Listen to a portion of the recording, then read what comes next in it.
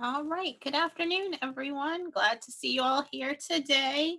I think we have almost everyone on already. It's looking like. So we can go ahead and get started. I see a lot of you popping on camera. All right. So this is our last onboarding session. So we're excited to meet with you to follow up and go over the fourth and final pillar today. So we'll follow much of the same agenda we've followed before. We'll start off with reminders.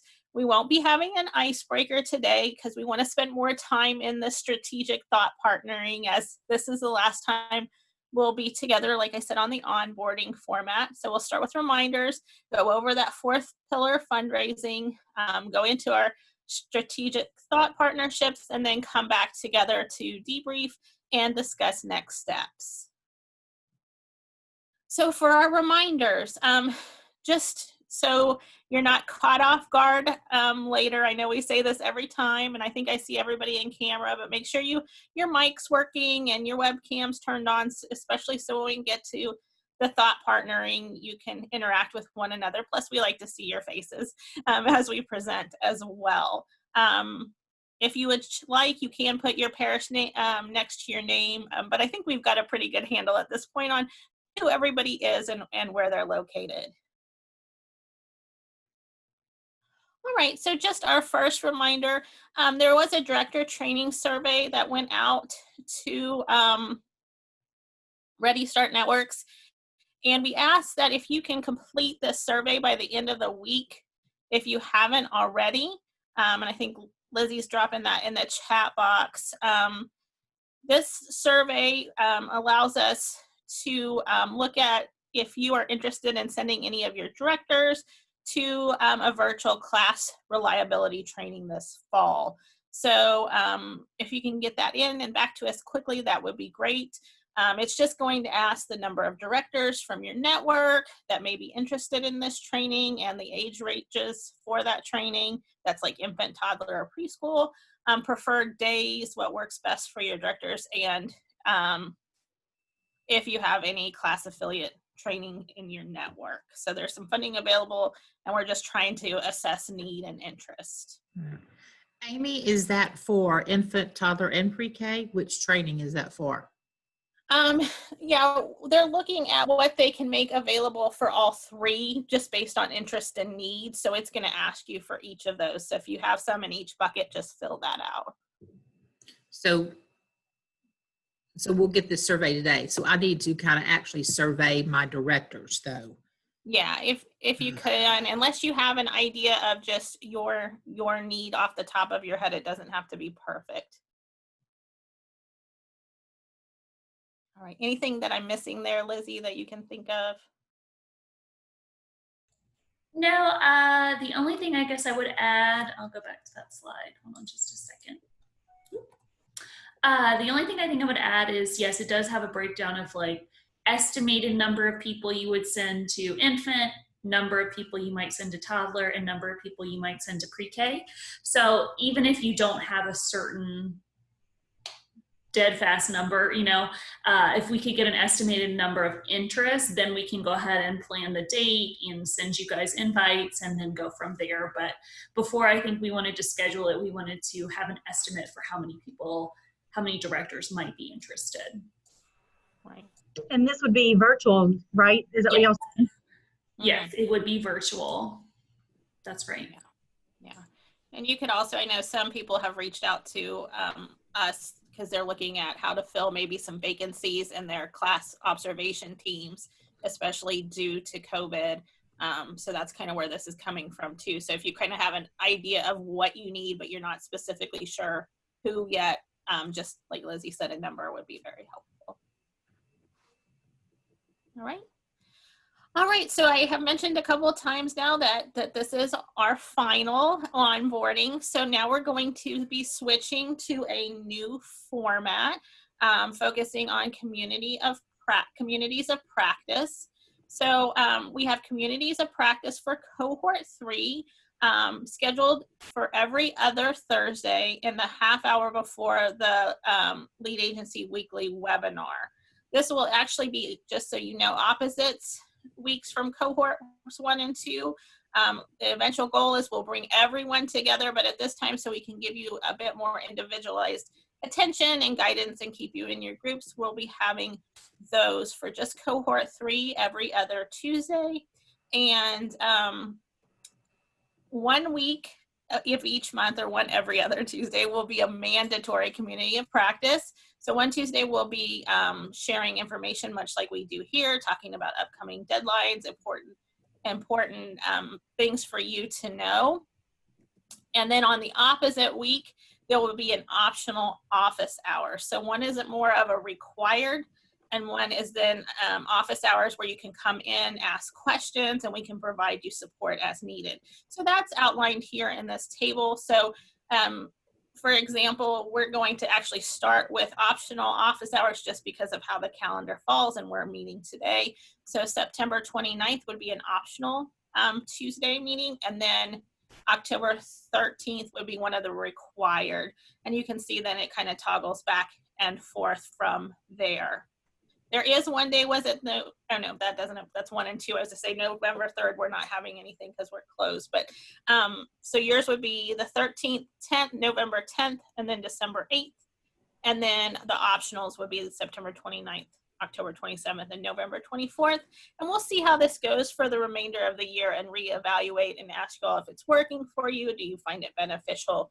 And then move on from there. I just want to add that I'm going to be working on the calendar invites for these. So I'm going to try and make them abundantly clear which ones are just optional office hours that you can attend and which ones are communities of practice where we'll have planned, scheduled content to present to you. So again, like Amy said, we're going to see how this goes. We're trying it with cohort 1 and 2 as well. And we will reevaluate at the end of the year. So Lizzie, what if we're on fall break? What if our district is out on any of these days? You can just let us know. And if you have the day off, I don't think that we will require you to attend our webinar. So if you just give us a heads up, we'll either give you the content. If it's a community of practice day, we can give you the content that we covered and keep you up to speed. If it's an office hour, those are optional. So I wouldn't worry about that one. Good question. Okay.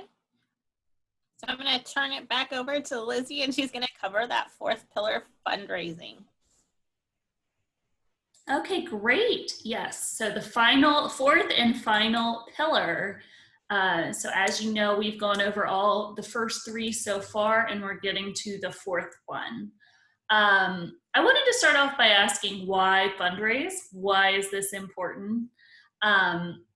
You know, when I think about the inception of Ready Start Networks, I think about how it really stemmed from the idea that LDOE really does put faith in its communities to make the best decisions for children and families, including how funding decisions are made. And so Ready Start Networks are established to really address the unique needs for families and children in your communities. And this fundraising pillar is really empowering you all to have control over early childhood decisions being made and how they're funded, and possibly how to get more funding in. So just given the urgent priority and need for early childhood, I think we can all agree that if we look at our budgets, there's just not enough funding at the moment that goes around that addresses all of the things that we want to do for children in our state. So we really want to empower our Ready Start Networks to kind of take it to the next level, to bring in any extra dollars we can to help children, and to meet those goals that you outlined in your blueprint. So I would be remiss to say that getting started with fundraising is not necessarily easy. It's going to take time. It won't happen overnight necessarily. And we have to put the right pieces in place before we even get to that pillar. So in most instances, fundraising, with maybe a few exceptions, but most instances, you got to put these other 3 pillars into place before fundraising begins to happen. And by the way, when I say fundraising, that's a confusing term. I do need to preface that by saying fundraising doesn't necessarily mean like a bake sale. You know, it doesn't necessarily mean what our typical thoughts of fundraising are, but it can mean anything from applying to grants to seeing if there are extra dollars in your mayor's budget, in the city budget. You know, there are so many different things that can encompass. Essentially what it means is bringing in any extra dollars you can for early childhood. I should have said that at the beginning. But in order for that to happen, we really try and lay this roadmap out so that you've developed a blueprint first. You've recruited coalition members and you've established a local governance structure. Those things really we want to be in place so that you are empowered to take that next step. Because if you have a blueprint, you have a really clear direction for your community, you have a vision, you have goals. And so with that blueprint, that can help you recognize the amount of money you might need to achieve those goals. It can help you recognize what your priorities are. If you have coalition members on your team, they can help get in touch with other opportunities for funding or other grants or other foundations in the community you might not have been aware of. I mean, all of these different pillars lead to this point. So we want to make sure you know that we don't expect you to go out tomorrow and raise $1 million, but we definitely think that if you follow kind of the path we've laid out, it leads to this. So once those 3 pillars are in place, a Ready Start network is going to need to really have a good understanding and sense of their current funding sources, how they're used and what it's dedicated for. You got to just really know the money you already have. And then also assign realistic funding targets for each blueprint goal. So a lot of you have goals on access. A lot of you have goals on quality. How much money will it take for you to achieve those? And finally, identify new funding opportunities at the local, state, or national level. And these are things that when we talk to our current Ready Start networks in cohorts 1 and 2, it really does stem from, oh, this one person who I met introduced me to this one person who said it's a lot about making connections, and that's why building your coalition is so important. So a lot of the identification of new funding opportunities might stem from people who are in your coalition or maybe serving on your governing board. They might be able to introduce you to those opportunities. And I will say, we at the State Department, Amy and I are committed to have a better understanding of these funding resources and to help you wherever we can as well. So what would Ready Start networks to do eventually is to create a funding plan of sorts. So what that funding plan would include would be, like I said before, an analysis of your current state of finances so that you truly understand where you are now, how much money you're spending now, what it's being spent on. We'd also like alignment between your blueprint goals and your funding goals. So I'll go a little more in detail in that in just a minute. You could potentially have you could have potential funding sources and strategies for each. So maybe there's grant opportunities you're already aware of. Maybe there's a foundation you could connect with, and your goal is just to establish a relationship with them and figure out what next steps are. And then finally, if you feel so inclined, you can even set funding targets. So you could say, in the 2021-2022 school year, we want to raise X number of dollars. That's our target goal. So just going to go into those funding plan components just briefly. Your current state of finances, again, before you develop strategy to generate new funding, we want you to be well-versed and intimately familiar with how your network is currently funded. So just identifying all the funding streams you're currently receiving for early childhood, what it's all going toward, considering if there's any new ways or strategic ways to maximize the current dollars you're getting. So, you know, that's just looking at those dollars, thinking creatively, and wondering if there's any way to get more bang for your buck, so to speak. And finally, thinking about that coordinated funding request that's coming every year and wondering if that can be used in any way or leveraged in any way to help you achieve the goals in your blueprint.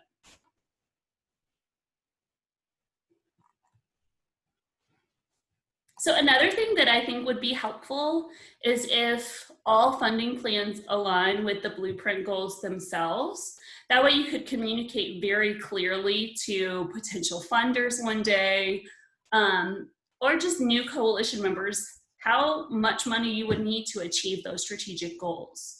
So I'm going to go to the next slide to give you an example. So many of you have access goals. A lot of them revolve around birth to 3 spots. So consider that your goal, if a sample Ready Start Network has a goal to increase birth to 3 seats for economically disadvantaged children by 20% in 5 years. One of your strategies could be to establish a new classroom at a specific childcare for a certain number of seats.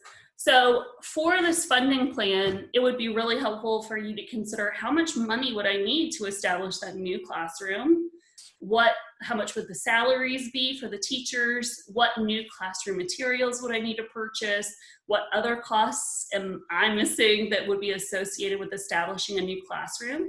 But it's really helpful if you put a price on it to be able to say, if we want to accomplish this just to serve 15 more children, this is how much it would cost. So in your funding plan, aligning an estimated cost with each strategy. That way, when you finally do go to funders or potential opportunities, you can say, it would cost, just making up a number, $150,000 just to serve 15 more children. Also, it's okay if you don't have like a number on the dot, as long as it's an estimated number and you've thoughtfully considered. I think that would be great. Okay. So another thing that would probably be included in your funding plan would be potential funding sources. So we want to note that no single funding source is going to be sufficient to accomplish all of your goals. So we want to be thoughtful and strategic and think about all of the different things you can tap into eventually. So some of those funding sources might be dedicated local funding. So like city or parish government or school board funding. The best example I have of this so far is that in Orleans, they do have dedicated city seats. So they serve a certain number, I believe, of infants every year. And they did that by doing a proposal to the mayor's office. Another funding source could be nonprofit organizations or foundations. So another example of a current Ready Start Network who has had success here is Jefferson Parish. They got a grant from a local foundation to help with professional development. I already said grants, but it was a grant from a foundation. So those two things are kind of tied together. Business community, there could be an individual donor who you sell your pitch to and they are just so moved by what you do. You know, there are a lot of possibilities here. I just want to emphasize that we recognize that this is a tough pillar. And I know that we at the department are interested in equipping you with even more tools and information before you get to this. So just know that we recognize most of you are probably not here yet because we obviously want to build up on the first 3 as strongly as we can before we get to this one. But by the time you're ready to get to this one, we hope to have even more tools and resources developed for you so that you're not going into this completely, unknowing and uncharted territory. We hope to not only provide you resources and tools, but also provide you examples from Ready Start Networks that came before you that have been successful. So I'm going to pause for a moment and see if Amy Poirier, if you have anything else you would add there, because I know we've had many conversations about funding in the past week. Right. No, I think you covered it all. And just to second what Lizzie said, we're really working hard to, once you get to this pillar, to support you. So forthcoming information will be on its way as we have it. Great. Okay. So that was kind of brief today. Didn't go into as much detail, and that is because we recognize that we're not quite there yet. But as the days and weeks come, months come, I guess I should say, as the months fly by and the other pillars are put into place, we will provide you with more supports. So I'm going to turn it back over to Amy to gear us up for strategic thought partnering. All right. Thanks, Lizzie. So